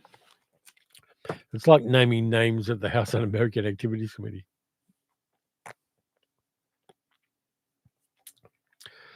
But yeah, I haven't been to the Nova for a long time. The other place I want to get to when I'm up there next is I want to go to the Randwick Ritz. And I haven't been there. It's one of the few old cinemas in Sydney I haven't been to. So I'm going to go to the Randwick Ritz, which is not too far from where the fam are, because they're down at Maroubra. But I definitely want to do that and have a good time while I'm there.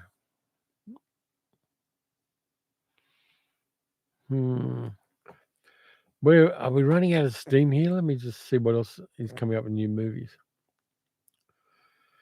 Guys, a lot of shit. Let's have a look. Load more.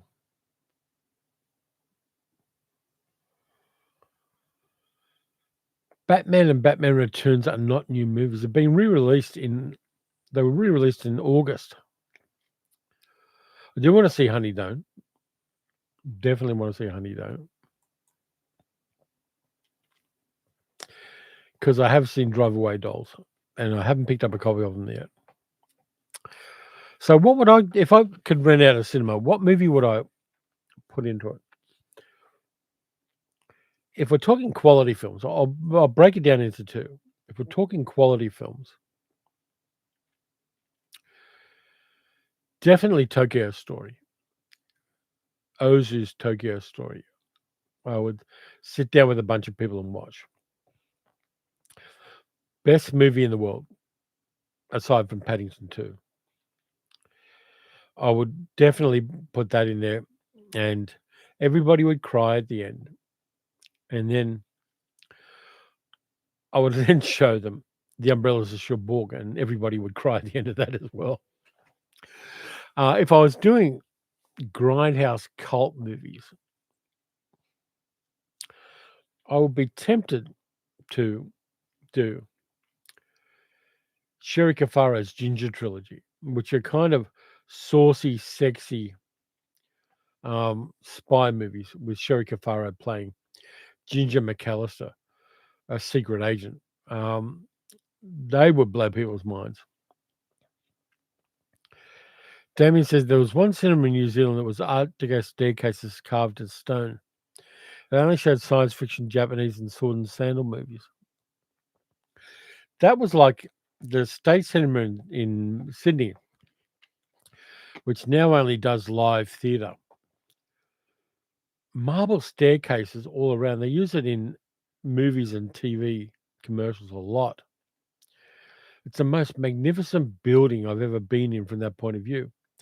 It looks like Stuart Granger should be sword fighting Mel Ferrer in that place. It's just an incredible building. And then you walk into the toilets, and they're all done in mock Tudor style. So the style's all over the place in the state, but it's just a cinema I loved. And that's where I saw shit like The Wicker Man and The Asphyx and the Sherry Cafaro Ginger films in the most magnificent cinema in Australia back when they couldn't find another way to keep it open.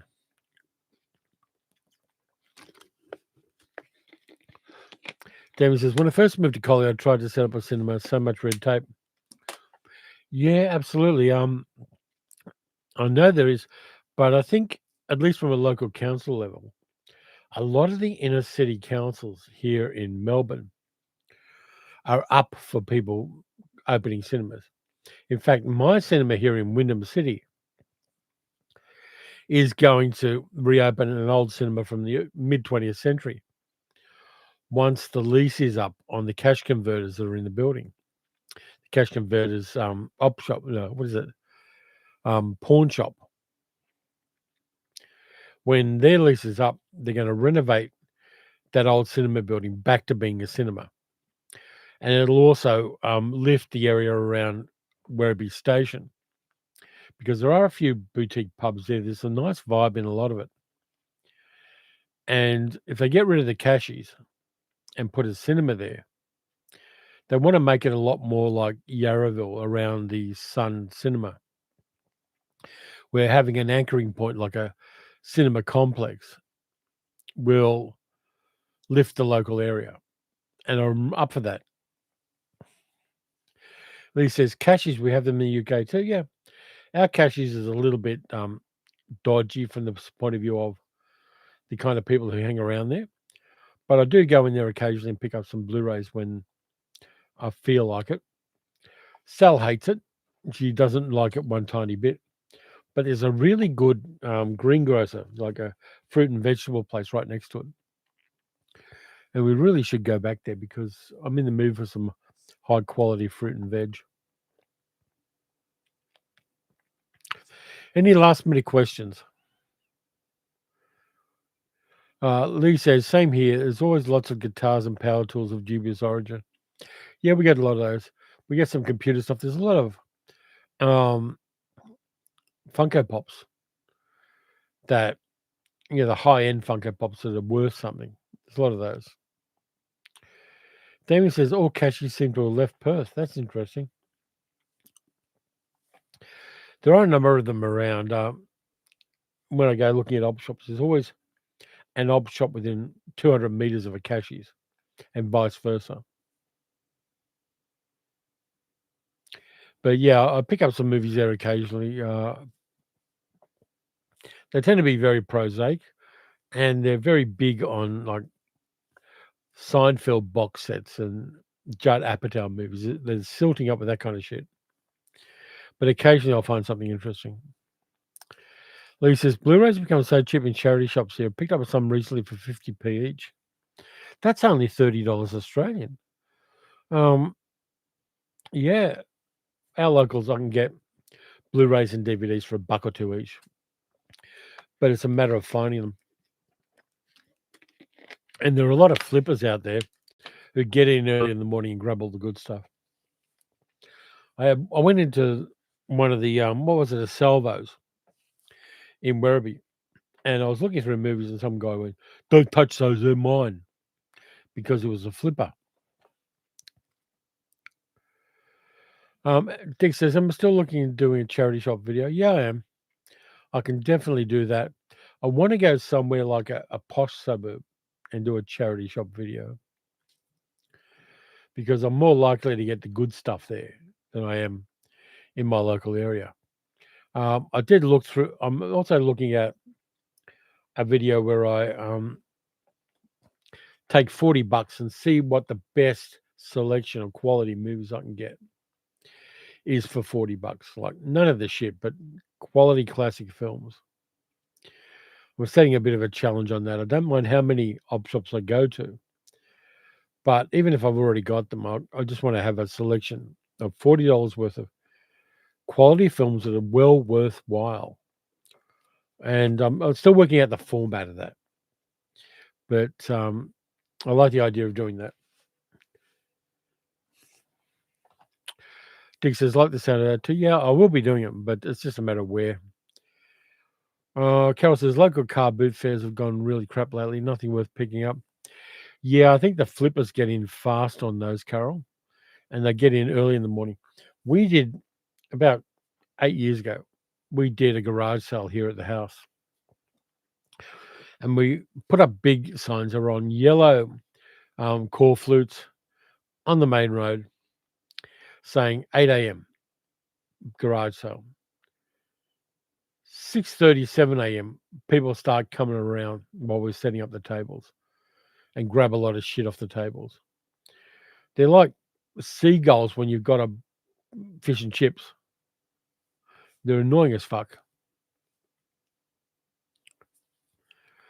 Peter says, the good old charity op shop rules. I got high noon once upon a time in the West of the War Wagon. Triple set for $1 at Salvos. Yeah, that's it. Carol says, yeah, I think so too, but generally it's rubbish and dirty as well. Yeah, that's the thing. You got to be strategic in what you do. I do want to go back to the Belmont one I went to yesterday because everything was clean and tidy there. But because it was going to rain, there just weren't as many stalls as there would be otherwise. Because the whole car park has paint on the bitumen, outlining where all the stores are and numbering them. And I know how many spaces they have for stalls there. And it was about 3 times as many as were in that video.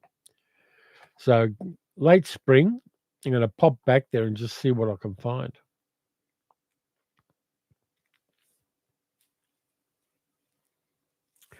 But, yeah, it depends on when you get there. If they just put out the things, that's great. I went to the Vinnies locally just as the guy was putting out new stuff, and I found some things recently, which was kinda cool. But for my collection, it's either things that I don't have that aren't available on Blu-ray or it's Blu-ray. Carol says about the car boot sales, either that or it's traders, selling wax melts or 3D printed stuff. Yeah, one of the things I found interesting, when I was at Belmont, there was a guy who had a whole store full of 3D printed fidget toys for people who are neurodiverse and need fidget toys. Um, and it was a big table, and they had, like, fidget toy dragons that long, and I hit the mic, that long. They were kind of interesting, and I wanna look more of that kind of stuff. And what did my phone just do? Yeah, so it's interesting that that guy don't hit the microphone. That guy is really interesting, because, yes, it's 3D printed, but he's actually got a purpose to the 3D prints.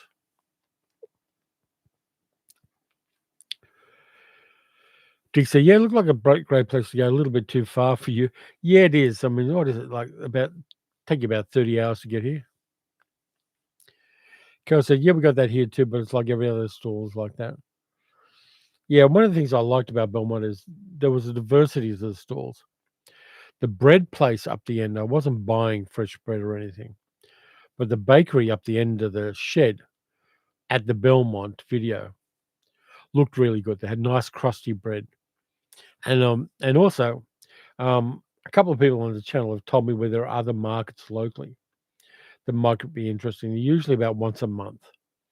There's one up at Cherry Lake, which is near Altona, where I've done videos before. So I'm gonna check that one out on, it's actually next Sunday. So we'll check that one out. But, again, it's about knowing where things are and finding them.